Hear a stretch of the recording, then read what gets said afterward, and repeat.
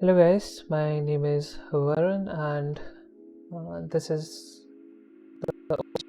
for my course at Trinity College Dublin.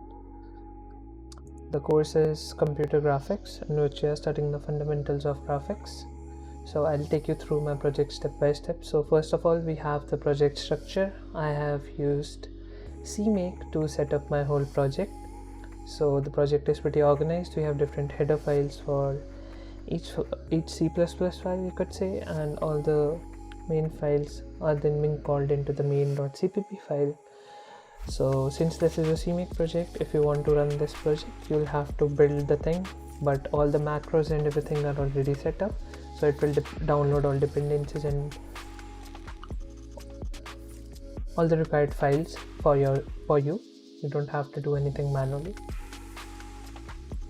So in the source folder, we have a models folder, textures folder, and the shaders folder. So the shaders contain the shader codes for different parts of the project. The textures contain the textures for the models that are loaded in the project, and the models itself contain the model files, which are OBJs and .dae files.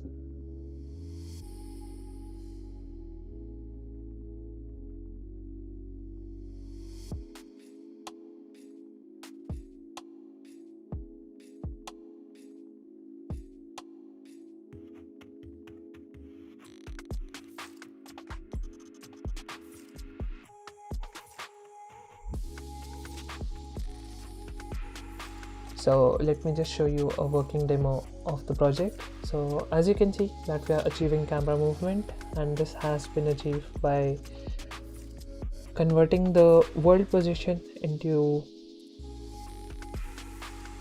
view position, because as you can see that the camera is essentially the view for a particular object. Next up, we have the Skybox, which has been implemented using a cube map functionality.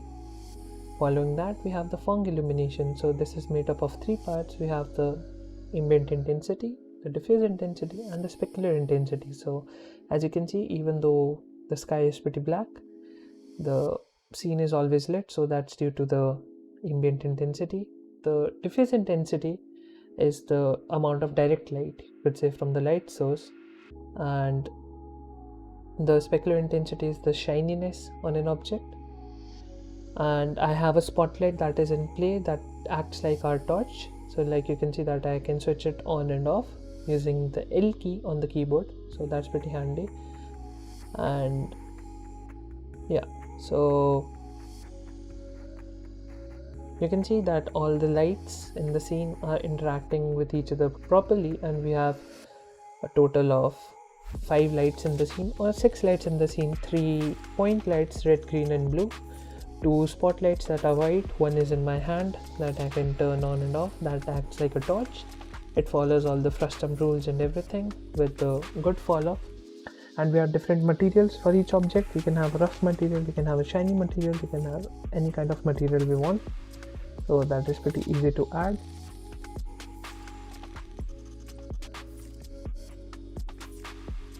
Next up, we have the animation part. So for this part, I have referred to the code from Learn OpenGL.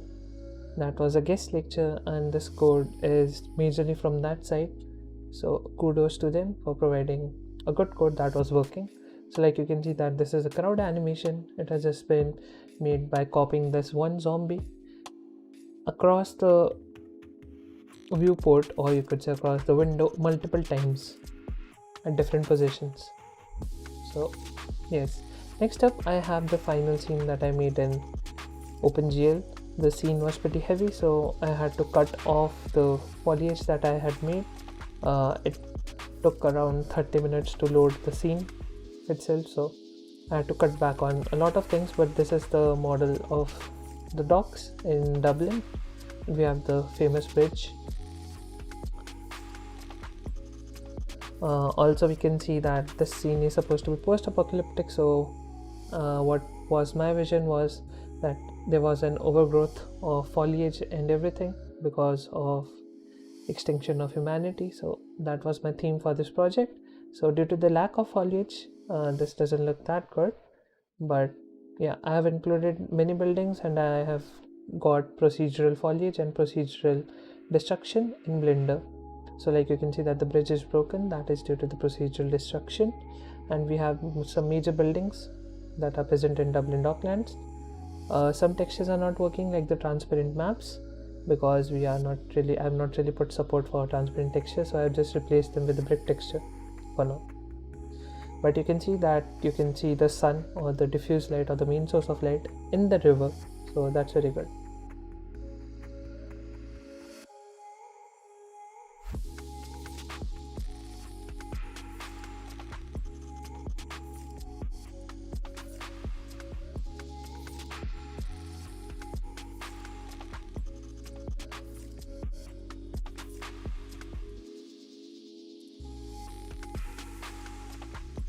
Moving on to the procedural part of things. So procedural foliage has been done using geometry nodes in Blender, where I have instanced multiple points on the roads that I just showed you, and you can see in the working that I am getting some points, and then I'm putting some grass on that I made myself, and I made the bridge model myself too.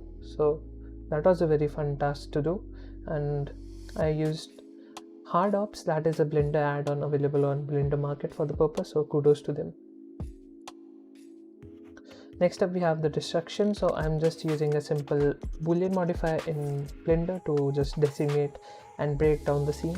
So like you can see that we have a hole in the scene, a gaping hole, which has been covered by the rock in the final scene, and as you can see that I move up the spheres, the hole is getting smaller and it disappears now, and the place where there was a hole before, there's foliage, so it automatically adapts to the area wherever there is geometry. So that was it. It was a very fun project. Thank you very much for watching.